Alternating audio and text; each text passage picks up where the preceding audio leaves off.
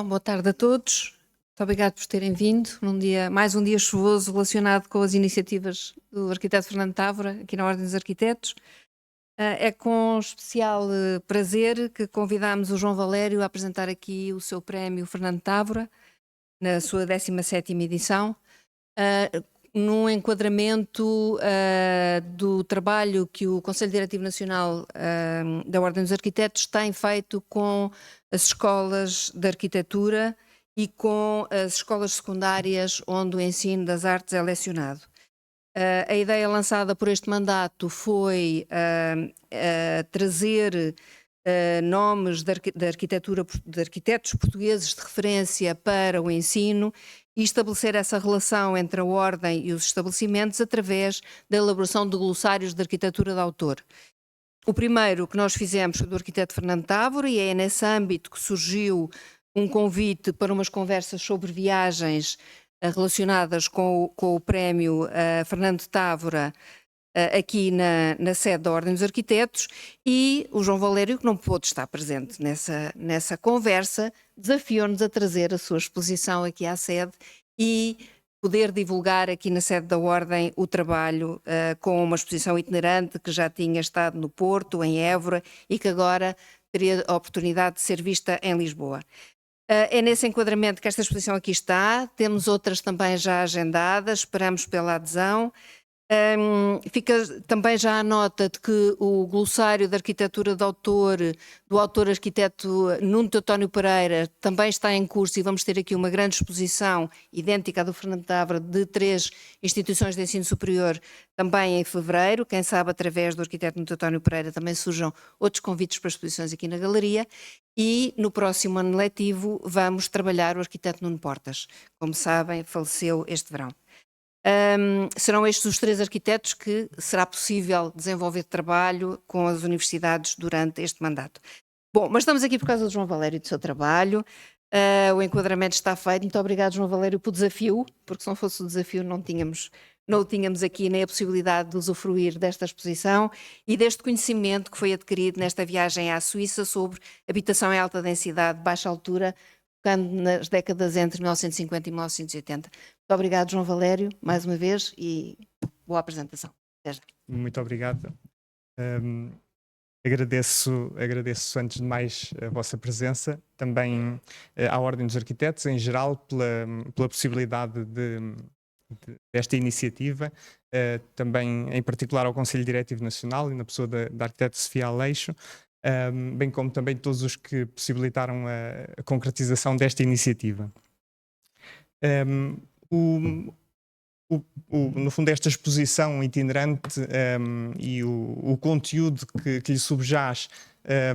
estão, no fundo, aqui integradas neste panorama maior do Prémio Fernando Távora e, concretamente, neste caso, na 17ª edição, em que explorei um conjunto de edifícios de habitação em alta densidade, baixa altura, num período que foi muito, muito profícuo neste tipo de desenvolvimento de protótipos, no fundo desta possibilidade de explorar um tipo de habitação que conjugasse a habitação unifamiliar, aquilo que são estas qualidades que habitualmente reconhecemos na habitação unifamiliar, e depois contextos de maior densidade, com todas as vantagens que traz para o meio urbano, no fundo, para esta possibilidade de termos arquitetura de qualidade para um maior número de pessoas. Nesse sentido, os casos de estudo focaram-se aqui uma questão técnica. Muito obrigado. Os casos de estudo foram 11, portanto, sobretudo focados em torno de Berna e de Zurique. Um conjunto de 11 casos de estudo relativamente heterogéneo, com diferentes tipos de exploração de espaço, de agregação, do tipo de casas, e que sucintamente serão os que estão aqui representados. Uma grande parte do ateliê Sank, portanto um ateliê da zona de Berna, que começou exatamente com esta primeira obra, Alan, e que a partir daí foi desenvolvido um conjunto de protótipos neste âmbito. Depois temos aqui outros dois casos de um ateliê muito pouco conhecido, a Spirig e Fer,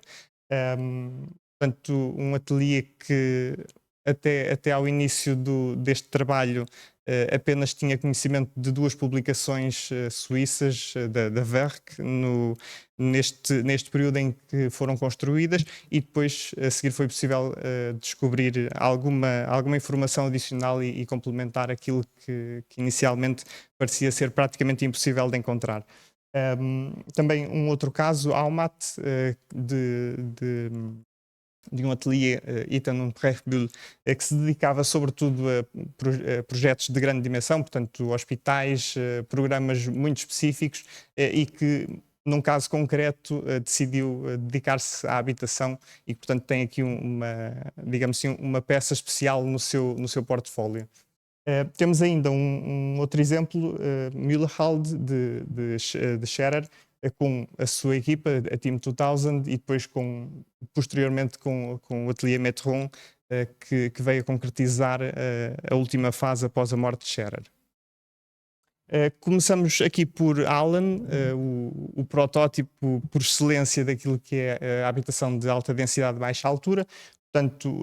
um projeto que começou com a iniciativa destes arquitetos do Atelier 5, que procuravam construir uma casa para si próprios, compraram esta clareira na floresta e depois de fazerem contas perceberam que teriam de construir muito mais para conseguir rentabilizar este investimento que tinham feito. E de facto foi isso que levou aqui esta primeira experiência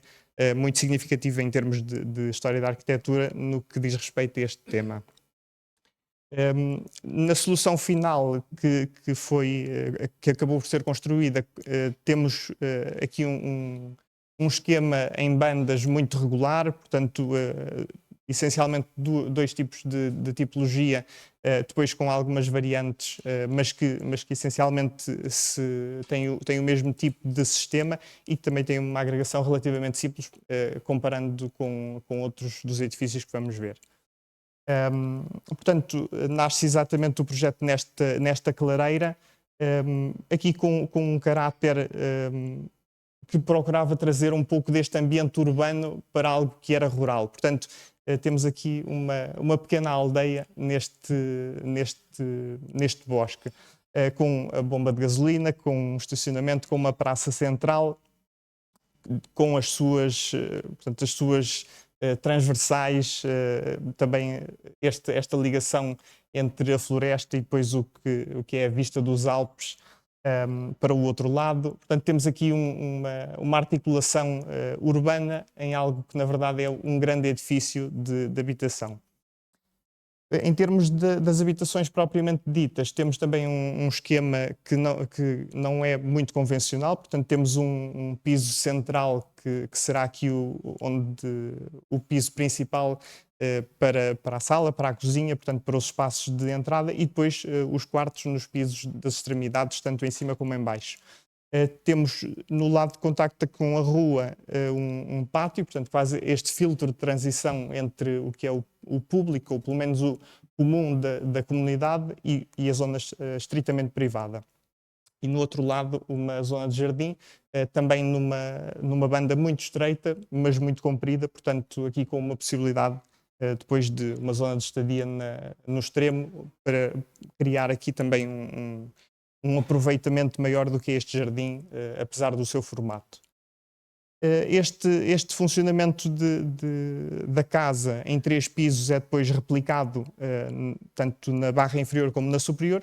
sendo que depois encontramos aqui um conjunto de variantes como este, por exemplo, este pequeno ateliê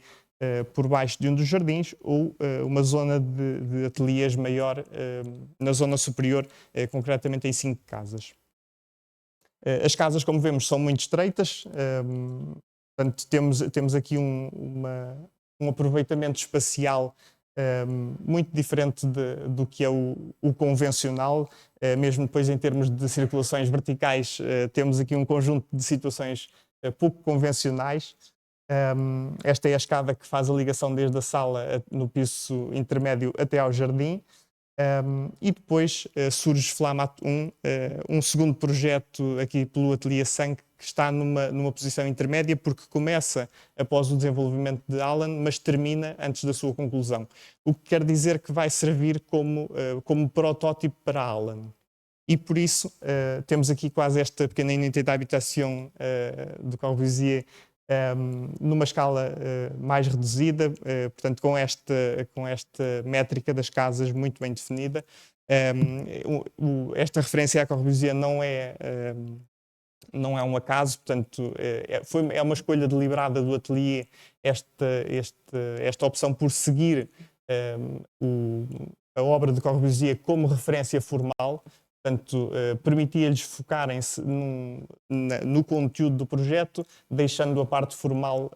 portanto, digamos, já resolvida. Inclusive, existem relatos de que quando existia alguma disputa entre os 5 para como é que se havia de resolver, então era a obra completa de Corbusier que vinha resolver o assunto. Portanto, Flamat surge também num bosque, numa zona que é, digamos, encaixada entre um ribeiro, a linha de comboio, uma estrada e depois um rio de maiores dimensões, portanto tem uma delimitação que não se percebe no desenho, mas que depois, quando lá se chega, se percebe que de facto é um espaço muito, enfim, muito condicionado em termos da envolvente, mas onde se consegue um edifício de uma qualidade incrível, apenas com recursos muito simples. Neste caso, as habitações têm um piso intermédio que funciona como espaço da sala, da cozinha, quartos em cima e depois em baixo uma zona meramente de acesso e de terraço coberto, de alpendre coberto. Portanto, com os acessos exatamente na zona posterior. A partir dos acessos para a casa, chegamos a este piso intermédio, onde se desenrolam as atividades principais da casa, e depois no piso superior os quartos, exatamente com estas paredes de correr, como acontecia na unidade de habitação, portanto, e que é uma solução que vai ser replicada em praticamente todos os edifícios que vamos ver hoje, enfim, com apenas algumas exceções. Temos depois aqui algumas variações a este módulo base, depois já veremos um pouco melhor a seguir, mas onde temos um ateliê com um duplo pé direito associado a uma casa de um módulo standard. A cobertura é depois utilizada também, neste caso com o que já não é uma cobertura verde, mas que originalmente seria. Portanto, um espaço com uma vegetação luxuriante, com um espaço de lazer que traz o solo que foi perdido em baixo com a construção, que o traz para cima e que é cedido por uma das casas por um lado e depois por outra das casas por outro, separado por um muro. Junto a Flamat 1 surge Flamat 2, numa fase posterior, aqui já como crítica ao trabalho que tinha sido feito em Alan. Portanto, em termos de construção, temos Flamat 1, Alan e depois Flamat 2, com questões interessantes, como por exemplo, enfim, aqui já uma escala mais reduzida, com questões interessantes, por exemplo, a nível depois da gestão da circulação vertical. Se em Flamat 1 tínhamos a escada ao longo da casa, em Flamat 2 temos já a escada rodada e por isso estas escadas permitem o acesso do piso inferior ao piso principal. Aqui, portanto, a vista destas varandas do piso principal por fora e por dentro. E então aqui a escada acaba então por ter esta rotação que lhe permite uma gestão diferente do espaço, com uma clara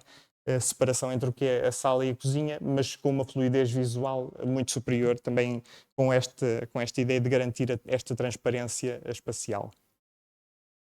O piso da cobertura é também aproveitado com esta cobertura verde, com esta pala em borboleta, portanto aqui também uma qualificação do que é a cobertura, não apenas um espaço meramente funcional, mas sim algo que ganha uma qualidade adicional e que permite exatamente este usufruto do ar livre do espaço exterior. Existe um aspecto também bastante peculiar nestes dois edifícios que é interessante notar comparativamente. À esquerda temos Flamatt 1 e à direita Flamatt 2, que é este recuo desta lâmina vertical que separa cada uma das casas e que permite, em termos de luz, uma iluminação muito superior. Esta solução depois virá a ser replicada novamente em Rain Park, já numa fase posterior, que também, portanto, um projeto que vamos ver também hoje.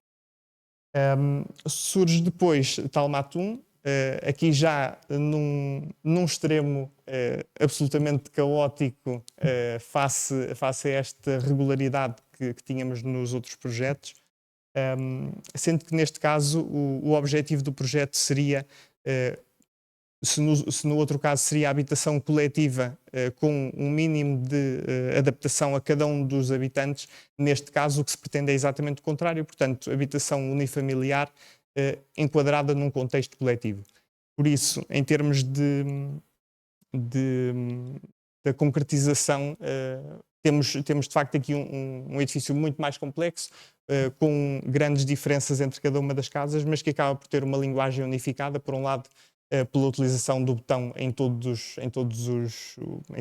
as casas, e depois também por esta linguagem dos lanterninhos, destes sheds de iluminação, portanto, destas coberturas verdes, que vão dar aqui uma linguagem unificada àquilo que poderia ser aparentemente aleatório. Portanto, temos aqui, em termos de gestão das casas e do que é esta gestão da implantação, temos uma malha que não é imediatamente evidente, mas que tem um conjunto de uma barra superior relativamente regular e depois uma banda inferior, onde se agregam casas já com dimensão um pouco superior, já com um formato mais quadrado e também um piso abaixo desta banda inferior, desta banda superior. Portanto, aqui, como vemos neste exemplo, portanto, com as casas, com esta gestão da pendente, a fazer portanto, esta possibilidade de termos, por exemplo, a iluminação zenital para a iluminação destes espaços muito profundos, que acaba por ser aqui uma questão que surge naturalmente com esta agregação de casas muito estreitas e muito profundas, e que depois se vai concretizar neste tipo de espaços, portanto, com uma série de filtros visuais e espaciais ao longo do próprio piso. Um aspecto relevante em todos estes casos de estudo é a existência de um espaço comum. Portanto, mesmo em Talmat 1, que é um dos edifícios mais pequenos neste conjunto, é feita uma pequena praça. Portanto, é um espaço que é utilizado pela comunidade, onde se faz pelo menos um evento anual e para o qual são convidados todos os membros, todos os habitantes deste edifício. Temos, em termos do acesso às casas, temos aqui já também uma situação um pouco diferente. Portanto, sem Allen tínhamos, por exemplo, portas opacas, pátios que fazem este filtro muito, muito claro entre o que é o público e o privado. Aqui em Talmat 1 já começamos a ter algumas nuances que nos permitem jogar exatamente com este tipo de transparências, mas que depois, como temos uma diferença entre pisos, já nos permite ter esta transparência exatamente sem uma devassa da casa, ou situações como esta, onde temos a subida para a casa em meio piso fora e depois o outro meio piso já dentro da casa, para fazer esta passagem do que é o espaço coletivo depois para o espaço individual. Portanto, aqui vemos exatamente a saída desta escada que víamos há pouco por fora. Portanto, ela chega, depois dá a volta e entra aqui na sala, sendo que depois o jardim passa já por cima deste espaço de circulação coberto. Naturalmente, com esta pendente surgem questões a resolver, nomeadamente em termos do espaço do jardim, por exemplo, e por isso o próprio jardim é também um espaço com uma iluminação mais profunda, mas também com este tipo de socalcos que vão tornando o espaço, que vão, de certa maneira, também desmultiplicando o espaço em diversos subespaços mais pequenos. e que depois tem este tipo de relações espaciais também muito interessantes destas vistas verticais e não apenas de continuidade horizontal. A própria casa no interior tem depois também um conjunto de espaços articulados nesta lógica que víamos no jardim. Portanto, aqui nesta montagem temos uma pequena sala com a lareira, que depois se debruça sobre este espaço duplo pé direito da sala principal e que permite trazer não só um elemento de qualidade àquilo que é o espaço, mas depois também, em termos mais práticos, uma possibilidade de ampliação futura que estaria também no objetivo dos arquitetos. Junto a Talmat 1 surge Talmat 2, já posteriormente, portanto aqui anos 60, 70, e aqui numa tentativa de resolver aquilo que foram os problemas em Talmat 1. Sendo que um dos problemas que surgiu em Talmat 1 foi exatamente o excesso de liberdade que existia para a construção, para a idealização do projeto e, portanto, apesar de ser um número de casas bastante reduzido, o número de versões de projeto acabou por ser extremamente elevado e, portanto, em termos de trabalho, acabou por ser uma situação difícil de gerir no ateliê. A Talmat 2 vem então tentar resolver essa situação com uma malha ortogonal quadrada de 5,5 metros por 5,5 metros, onde estão também já previstas zonas para infraestruturas nesta malha, e é neste conjunto de módulos que vão ser montadas as casas, aqui já numa relação com Talmat 1, mas num tipo de funcionamento espacial muito diferente. Se virmos aqui em termos de implantação, temos já um funcionamento não de duas barras paralelas entre si, mas sim de barras que vão ficando perpendiculares entre si para fazer esta gestão da diagonal. Em termos da organização das casas, temos também um sistema bastante mais complexo, porque enquanto que em Talmat 1 tínhamos uma implantação rigorosamente vertical de cada casa, portanto não tínhamos problemas de sobreposições, em Talmat 2 temos aqui um conjunto de sobreposições que vão trazer um nível de complexidade superior a este projeto, sendo que o objetivo inicial seria construir um número de casas para clientes genéricos, mas que permitisse uma variedade vasta de opções, portanto, desde casas só com um quarto até casas, por exemplo, já com 4 pisos e vários quartos, para permitir exatamente esta adequação a cada família, sem fazer um desenho específico para cada pessoa. De facto, a ideia era muito interessante, mas depois a concretização, em termos de dificuldade de projeto, acabou por ser igual ou superior, porque temos um conjunto de sobreposições muito difíceis de gerir, sobretudo quando pensamos que esta colocação perpendicular das barras começa a colocar também questões de relações visuais, e portanto vemos também surgir um conjunto de palas de obstáculos à visão para conseguir fazer esta gestão deste espaço mais denso e também com uma organização bastante diferente. Isto acaba por fazer com que o edifício funcione como um grande volume perfurado, onde vão passando estes corredores, estas escadas. É um edifício bastante confuso à primeira vista, portanto é natural cada visitante que lá chega que acabe por se perder numa primeira abordagem ao edifício, e vemos que nas próprias casas temos inclusive também esta exploração daquilo que é a verticalidade da casa e esta relação também, no fundo, com este jardim em 3 níveis. Podemos ver no exemplo desta casa, portanto, temos aqui 3 níveis de jardim, e inclusive depois também na própria casa com terraços ao nível superior. Portanto, isto é um dos quartos desta casa que víamos há pouco. Aqui a cozinha no piso inferior, depois uma sala com o duplo pé direito. A cozinha que víamos está exatamente neste lado esquerdo, sobre a sala, e depois no piso inferior com mais quartos, já a um nível enterrado no jardim, mas que continua a ter uma relação visual com o exterior. Depois, outras das casas em Talmat 2 já têm vêm ainda recuperar o tipo de, por exemplo, de jardim que tínhamos em Allen. Portanto, não é um corte com os protótipos iniciais, é antes sim um desenvolvimento e um apuramento do que foram sendo estas experiências de projeto. Uma vez mais surge esta necessidade de gerir a iluminação nestes espaços mais profundos. E depois temos um espaço comum, que é um dos pontos bastante interessantes neste projeto, que é exatamente a possibilidade de cada um dos habitantes poder requisitar uma sala comum com uma capacidade ainda bastante significativa e poder utilizar a casa, que é pequena, e poder utilizar este espaço quando se dá esse caso, portanto, essa necessidade com um maior número de pessoas. Portanto, o facto de a casa ser pequena não é necessariamente um impedimento. Temos depois situações em que a profundidade da casa já exige iluminação, por exemplo, exclusivamente zenital, apesar de depois termos o jardim para este lado, mas onde temos, por exemplo, depois aqui o topo desta claraboia no terraço daquilo que é o quarto desta casa. Portanto, esta articulação dos diversos pisos de cada casa e depois das diversas casas entre si.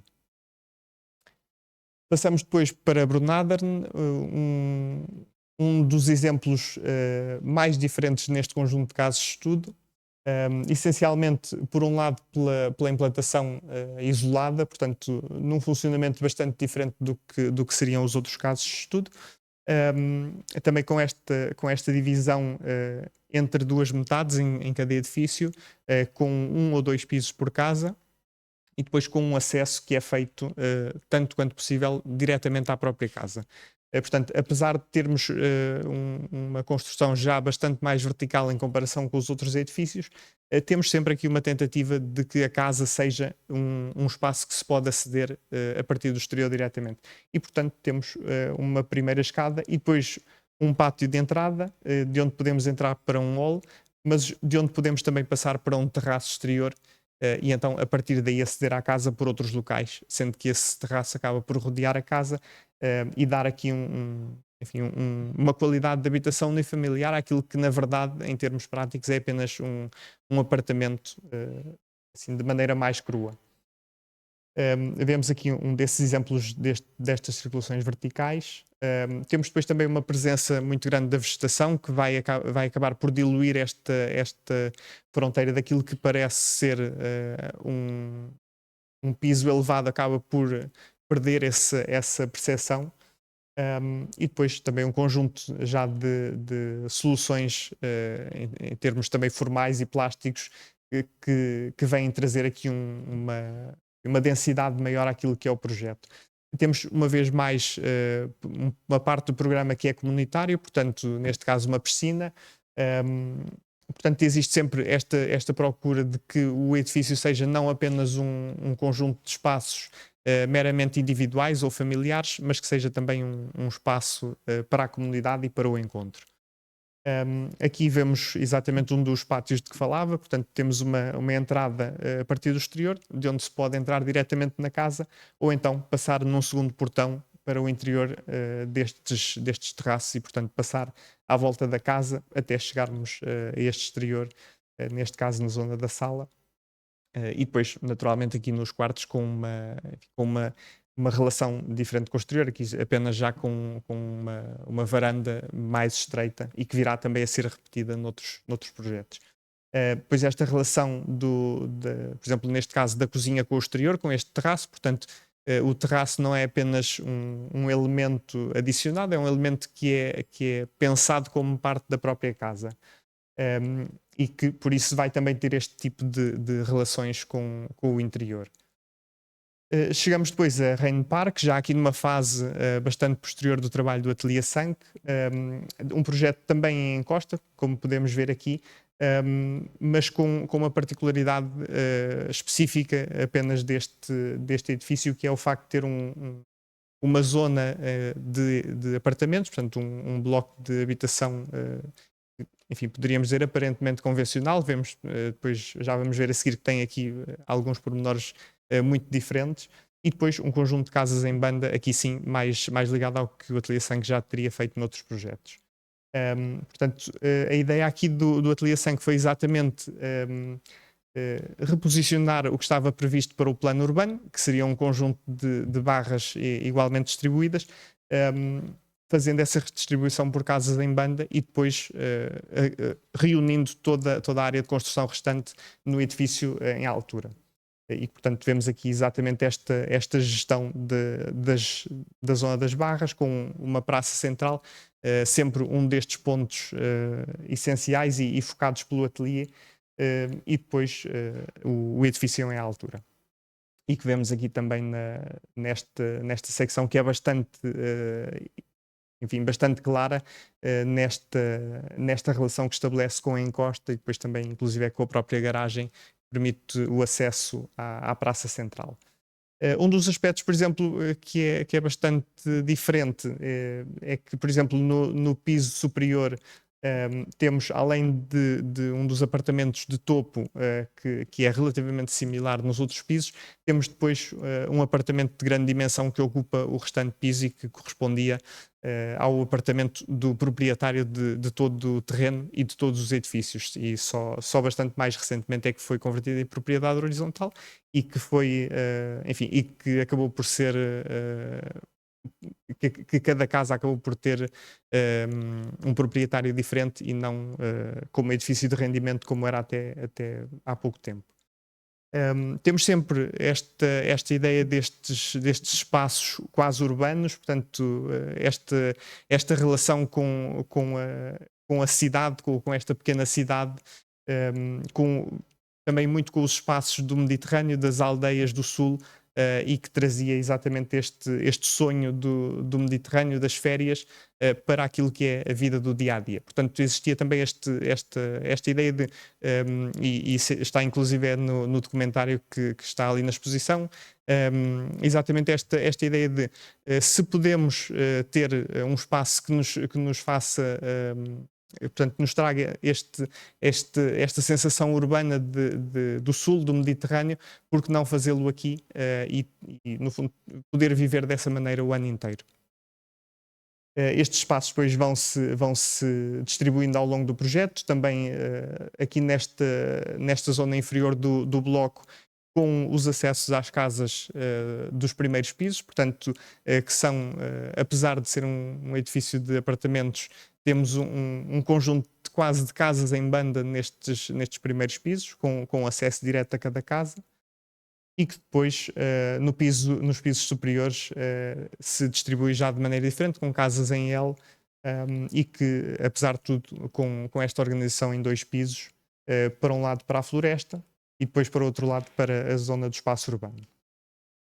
A varanda é, uma vez mais, um espaço a que é dedicada uma atenção especial, portanto, com uma zona mais aberta para o que seria o espaço de vegetação e depois uma zona mais fechada para o que seria o espaço de estadia, no fundo, para também ter uma variação de graus de privacidade diferente e para conseguir fazer esta utilização da varanda de uma maneira enfim, mais complexa, mais densa. Existe também aqui um aspecto interessante nas casas em banda, que é o facto de existir esta dobra no botão, portanto, são espaços bastante mais estreitos do que em Allen, que tem um sistema de distribuição parecido, mas essa condensação, portanto, essa compressão espacial acaba por ser compensada por estas dobras que depois abrem com portas em grade e que, portanto, permitem uma permeabilidade visual diferente que acaba por fazer esta compensação da densidade. Temos, uma vez mais, este tipo de espaços ajardinados em cada casa, neste contínuo do que são os projetos do ateliê. Uma vez mais, aquela transparência que víamos eventualmente em Flamatt 2, aqui uma vez mais explorada. E chegamos aqui a um outro modelo já bastante diferente em Millhalde, com este modelo em encosta, com casas em L sequencialmente dispostas ao longo da encosta e com um conjunto circulações longitudinais que vão permitir este acesso ao longo de toda a encosta. E com a particularidade de termos um funicular que depois para num conjunto de estações e que permite estabelecer aqui uma árvore de ramificações para este conjunto de casas que vemos aqui que já tem um desnível muito substancial. Aqui uma das fotografias à época da construção e de facto o alçado deste edifício é particularmente interessante por parecer um bloco com uma altura incrível e que de facto depois ao ver acaba por se desagregar em toda a encosta. Aqui vemos a entrada para o funicular, portanto aqui numa zona mais recuada, e depois estes espaços que vão subindo de maneira bastante íngreme ao longo de todas as casas, de onde temos algumas perspectivas sobre a zona privada, mas de maneira apenas muito pontual.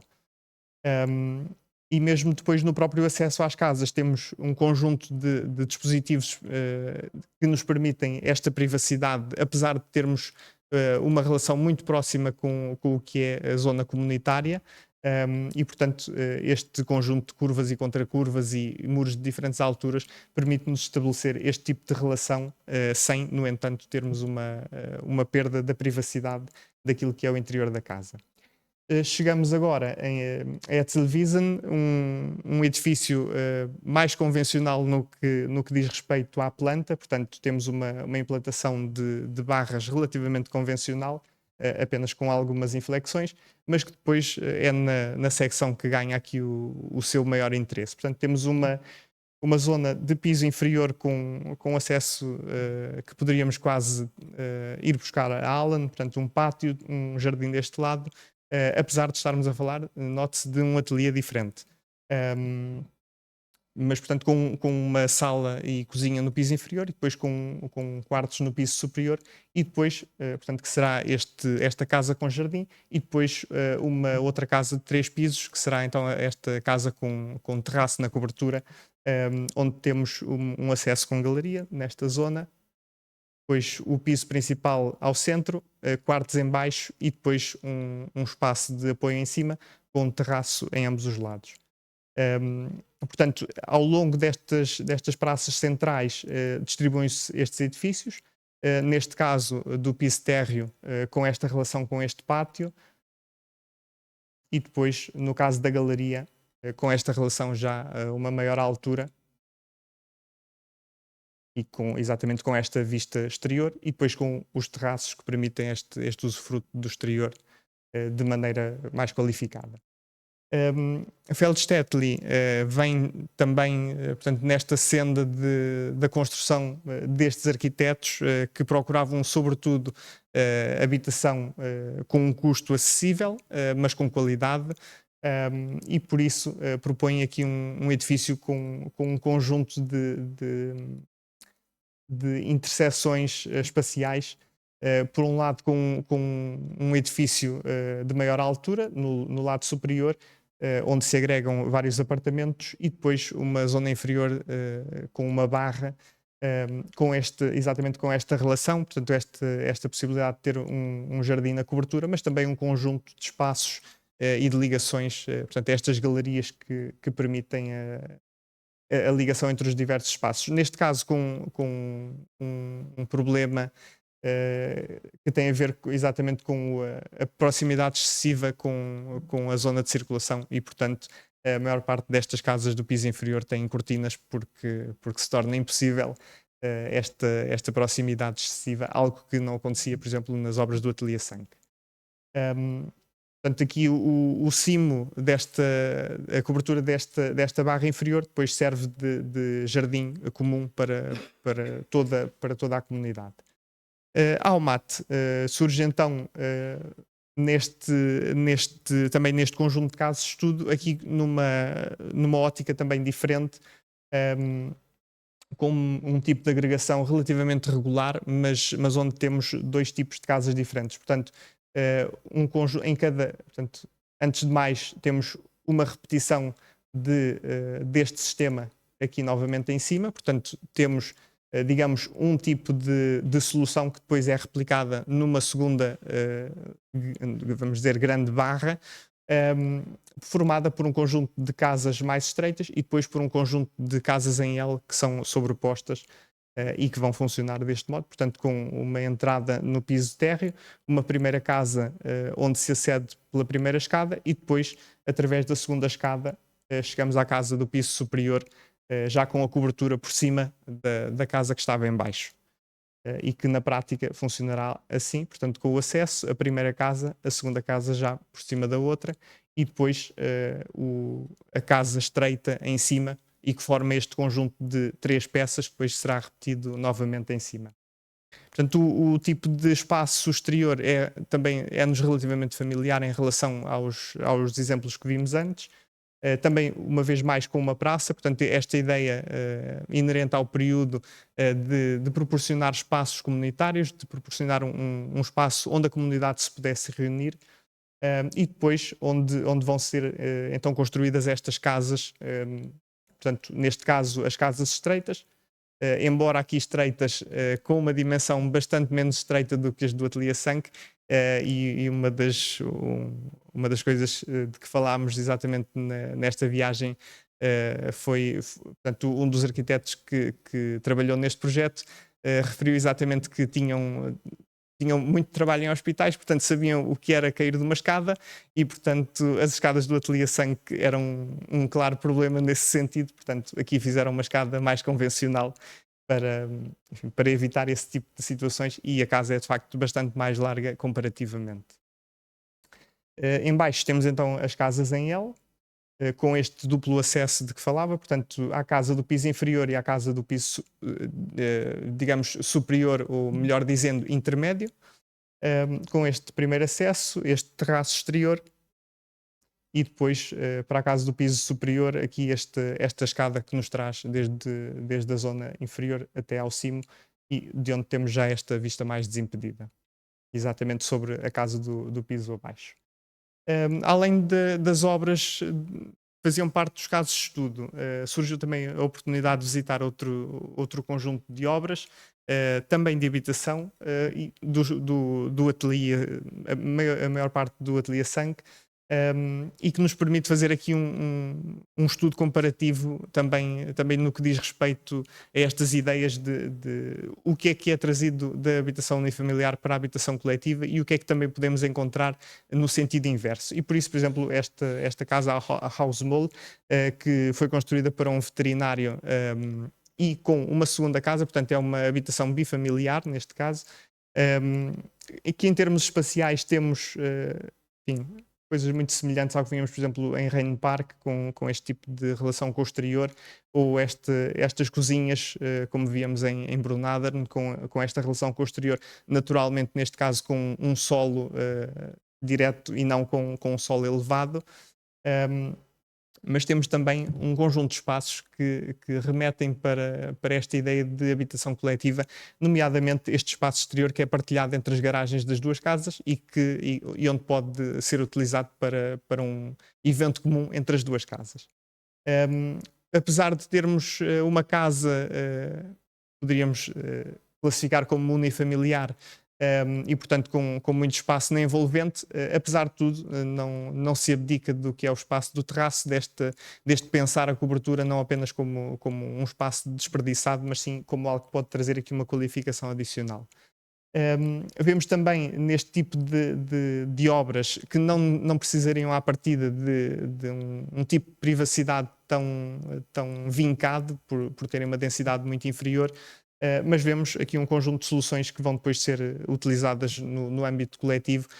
com este tipo de muros altos, com este tipo de escadas, a relação de desnível, portanto esta gestão do espaço que aparentemente não seria necessária, mas que acaba por dar à casa uma qualidade adicional e que permite também este intercalar do que é a habitação unifamiliar e da habitação coletiva. Na House Freyung Parandun temos também duas casas, portanto são duas habitações unifamiliares, mas pensadas ao mesmo tempo no mesmo local, portanto não são geminadas, mas foram pensadas como duas casas que têm, mesmo em termos formais e visuais, uma relação muito próxima, embora cada uma tenha portanto, a sua caracterização muito própria. Neste caso, com um espaço de galeria de arte, porque o proprietário era colecionador, e por isso gostava de ter um espaço em que a sala fosse também galeria de arte. E por isso a sala é rebaixada e depois os espaços restantes são distribuídos em torno desta galeria, sendo que é recuperada aqui, inclusive, a ideia de espaço urbano, e então quem está nos pisos,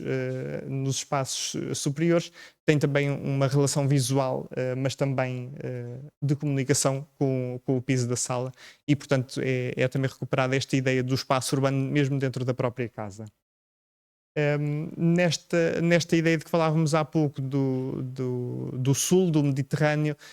temos também este conjunto de espaços e de soluções como esta escada quase de castelo, e portanto existe muito esta ideia das torres, das escadas estreitas, deste tipo de soluções, neste caso para fazer o acesso portanto, este é o acesso principal a uma das casas. Portanto, temos aqui claramente uma intenção de que a casa tenha uma privacidade muito, muito específica, e também com uma experiência de espaço muito específica. Portanto, não é apenas uma mera chegada à casa, existe um percurso arquitetónico neste desenvolvimento da chegada à casa e depois na própria casa. Neste caso, a outra casa que não vimos, portanto, não a do colecionador, e que temos, por exemplo, esta ideia de que cada janela tem uma função, e então nestas janelas, estando aqui sentado neste lugar onde estamos, temos uma vista para os Alpes direta. Portanto, no fundo, esta ideia de cada janela, portanto, cada vão, cada porta é pensado de maneira intencional. E também por isso, por vezes, as obras têm uma fachada aparentemente aleatória, mas que tem, sobretudo, explicação pelo que acontece no interior. Uma vez mais, a cozinha com esta relação para o exterior e para os terraços.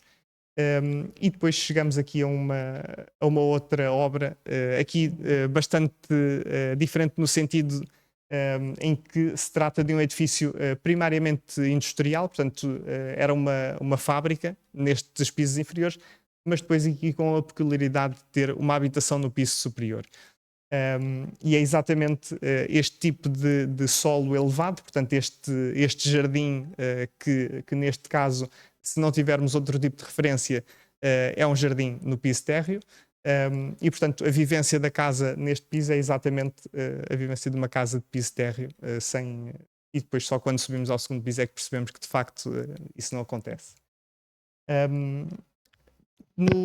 Em termos do processo da viagem, foi também possível visitar um conjunto de arquivos, o que permitiu também explorar aqui um conjunto de passos intermédios, portanto, neste caso, em termos do que é o processo antes de chegarmos a este resultado final, e por isso foi possível visitar o arquivo do Ateliê Sank, o arquivo do Ateliê Iten und Prächbühl, neste caso com o arquivo de Almat, que é sobretudo projeto de execução e especialidades, portanto, arquitetura e especialidades, e que não tem muito conteúdo em termos de estudo prévio. No Ateliê Sank, pelo contrário, temos alguns projetos onde esse tipo de conteúdo existe, e portanto é possível também perceber um pouco do que é esta evolução. E depois, no caso de Scherer, temos aqui portanto, o arquivo da Universidade de Zurique, com um conjunto de materiais que depois foram doados, portanto, tanto num dos arquivos como depois no outro, onde estão as peças desenhadas. E podemos, em termos daquilo que é o projeto, perceber que existe aqui uma série de hesitações, de um caminho de pensamento que não é... portanto, poderia aparentar que a solução das barras que víamos, por exemplo, em Allen, seria uma primeira solução não muito ponderada, mas de facto é um resultado de uma ponderação muito significativa, onde vemos, por exemplo, que temos numa fase inicial módulos de diferentes dimensões, portanto, com alguns estreitos, alguns mais largos. Vemos aqui uma profusão de pátios, portanto, com uma solução muito menos regrada do que viria a ser implementado. mas também, depois se virmos aqui em termos do que é o espaço, também com uma relação muito diferente do que é o espaço exterior com o espaço da casa, e depois com este tipo de pátios, esta construção de um piso superior muito mais denso, tal que depois não virá a ser construído,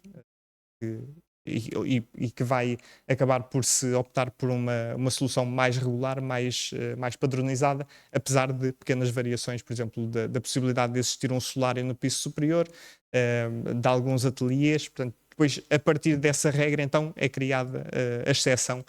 e não tanto como nestas fases iniciais, em que era sobretudo exceção. Portanto, já sempre com esta ideia de relação com o exterior, portanto, nos próprios desenhos, esta necessidade de expressar a utilização de cada espaço, no fundo, esta qualificação, percebe-se que é de facto algo intencional, pensado e muito ponderado ao longo dos vários desenhos que vão surgindo. Vemos aqui já no caso de Müllerhald o que víamos há pouco com aquele conjunto de muros que vai fazer esta quebra entre o espaço público e depois o espaço da casa, com a cozinha e com o espaço da sala. Portanto, aqui na construção da primeira fase, segunda fase e depois a terceira fase, já com o ateliê Metron. Aqui, no caso de Talmatum, uma primeira abordagem ainda bastante regrada, e depois se viria a transformar quase radicalmente. Um alçado também que o Ateliê Sangue tem enfim, o orgulho quase de dizer que foi pensado no fim. Portanto, cada casa foi o objetivo inicial, e depois o alçado acabou quase por ser automático como resposta ao que era cada uma destas casas, apesar de existir naturalmente um conjunto de regras que permitem depois termos alguma uniformidade e enfim, ganharmos este sentido de conjunto. Vemos também depois um conjunto enfim, de hesitações, depois como é que resolvemos a iluminação neste tipo de espaços, como é que resolvemos os jardins, depois como é que funciona este tipo de acesso às casas a partir da zona comum, enfim, depois também estes desenhos muito especiais, pronto, com este tipo enfim, este pensamento do que é a vida na casa, e não apenas o que é o espaço que vamos desenhar de maneira mais técnica, mas sim o que é o tipo de vida que queremos proporcionar a cada casa. Pensando agora um pouco mais no aspecto teórico que está por trás deste conjunto de casos de estudo, um aspecto bastante relevante é exatamente a questão da variabilidade no tipo de casas e do modo como podemos fazer essa gestão. E de facto temos aqui sobre esta sequência muito regrada, portanto com um conjunto de módulos que são iguais, depois um módulo na extremidade que é diferente, embora relacionado com este tipo, mas é diferente pela associação a este espaço de ateliê que vemos aqui. E depois esta exceção do espaço na cobertura. Portanto, aqui este trabalho sobre um elemento base regrado e depois sobre o qual são feitos um conjunto de variações. Enfim, neste caso, por exemplo, depois com as escadas de acesso à cobertura, com esta separação, que apesar de não ser direta, depois acaba por criar uma barreira tácita entre os dois vizinhos, e que permite este tipo de construção e de espaços mais qualificados. Víamos aqui também, por exemplo, em Flamatt 2, este tipo de regra também igualmente solidificada, portanto, três módulos muito similares, e depois um módulo bastante diferente, que neste caso permite o acesso à cobertura, por um lado, portanto, esta zona da cobertura em borboleta, e depois o resto da zona mais aberta que vimos, e que, além dessa possibilidade, permite também a existência de um apartamento auxiliar. Portanto, esta casa pode ser acedida pela escada convencional, portanto, aquela que vemos ali atrás, mas pode também ter este acesso vertical, de onde se acede à zona azul, portanto, que será a casa principal, à zona amarela, que será o apartamento auxiliar, portanto, por exemplo, para convidados ou para alguma situação familiar em que seja necessária, e depois uma zona, este volume superior a roxo, que será um ateliê neste piso superior. E que a partir desta zona central, portanto, deste poço, quase desta escada de castelo, temos o acesso aos 3 locais. Temos depois na própria casa esta gestão do acesso, portanto, com estas escadas que permitem o acesso ao piso principal e depois com este recorte da lógia desta varanda que adquire esta espessura para fazer uma proteção face ao exterior e, portanto, fazer esta filtragem de uma relação não tão direta. Em Rain Park vemos exatamente a situação de que falávamos há pouco, portanto com um conjunto de casas em banda no piso inferior, com estes acessos diretos a partir da rua. Este conjunto de apartamentos de topo que serão mais convencionais no sentido em que são acedidos por uma caixa de escadas, portanto um núcleo vertical convencional, enfim, quase que poderia ser aqui a metade de um esquerdo-direito e portanto será aqui, digamos, a parte mais convencional deste edifício, sendo que depois é a partir deste núcleo que vai partir um corredor onde se vão agregando então este conjunto de casas com esta espécie de L que tem uma zona no piso inferior mais larga e depois uma zona aprofundada no piso superior que permite esta relação entre ambas as extremidades do edifício. E neste corredor depois no fundo temos uma peça curva que vai fazer a iluminação do corredor em todo o seu comprimento, com no piso superior exatamente o apartamento do proprietário, que será aqui o que depois vai trazer estas qualidades que víamos noutros dos projetos, com este tipo de terraços exteriores, enfim, com esta casa que se amplia para o que é o espaço exterior. Em termos depois do que é a variedade, esta profundidade, em termos depois das próprias casas, existe depois aqui um conjunto portanto, e agora sem me fixar especificamente numa, mas passando aqui um conjunto de imagens que nos trazem exatamente esta ideia do que são este tipo de espaços, este tipo de acessos, portanto, mais profundos, mais com estes acessos primeiro para um espaço privado e depois para a própria casa, ou já este tipo, por exemplo, de galerias que fazem esta ligação, os jardins que se vão desagregando ao longo dos espaços, estes acessos aos jardins a partir, neste caso, por exemplo, de um caminho rural, portanto aqui já mesmo do exterior propriamente dito, exterior público, ou depois deste tipo de escadas que permitem este acesso às casas que estão nos pisos superiores. Esta, por exemplo, vai até mesmo ao último piso, ou por exemplo esta que já começará aqui esta subida para o que são os restantes apartamentos. Portanto, este tipo de situação de maior densidade ou menor densidade, esta profundidade espacial, onde depois são criadas estas iluminações para estes acessos específicos a cada casa. Enfim, aqui o que víamos em Rain Park, estas situações, por exemplo, como em Müller Hall, neste caso numa das fases anteriores, portanto, a que víamos há pouco com os muros mais altos é a terceira fase, nesta fase inicial, numa solução mais direta, portanto menos filtrada, face a esta aqui. E depois este conjunto, por exemplo, de pátios, estas escadas com estas coberturas que fazem a ligação depois aqui às galerias, estas zonas de passagem, escadas, portanto, e depois este tipo de galerias que se depois cruzam com pontes,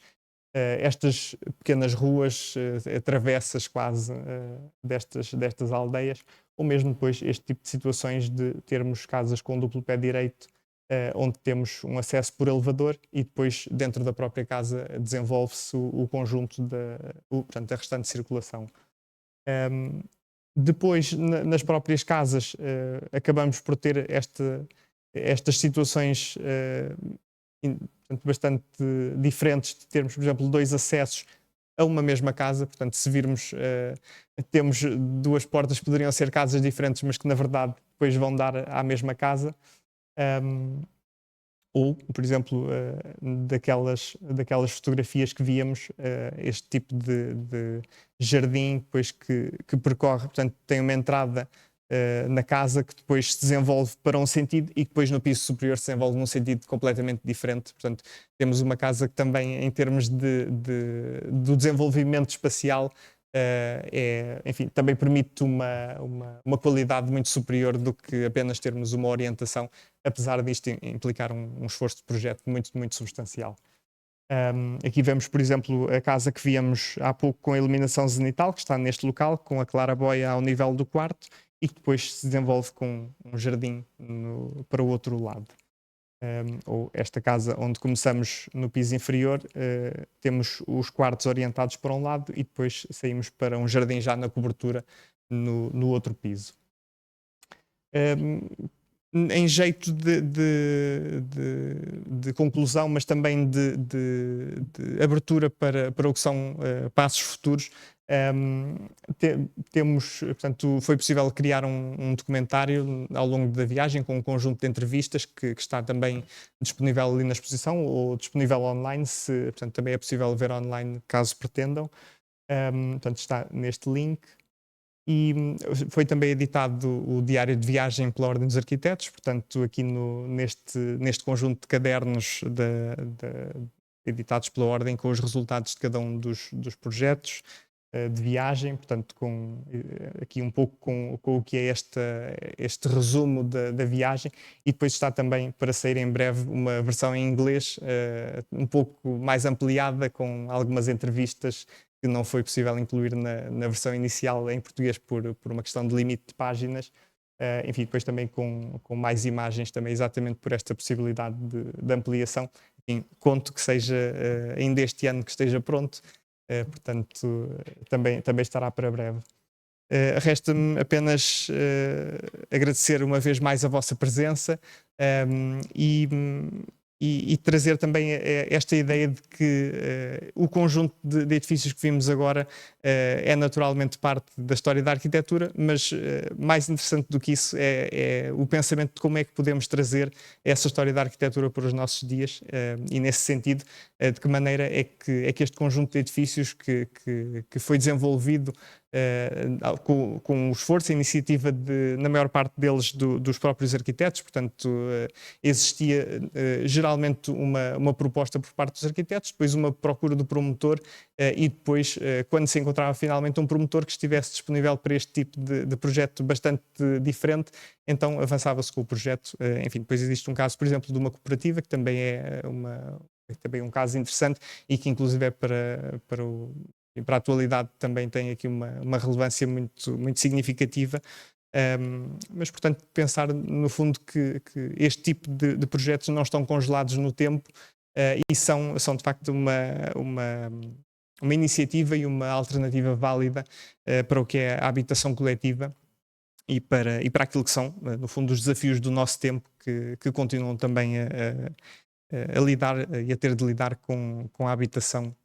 enfim, e sabemos que é de facto uma situação que continua a estar na ordem do dia. Agradeço por isso uma vez mais a vossa presença e convidava-vos assim a visitarmos a exposição a quem o desejar. Muito obrigado.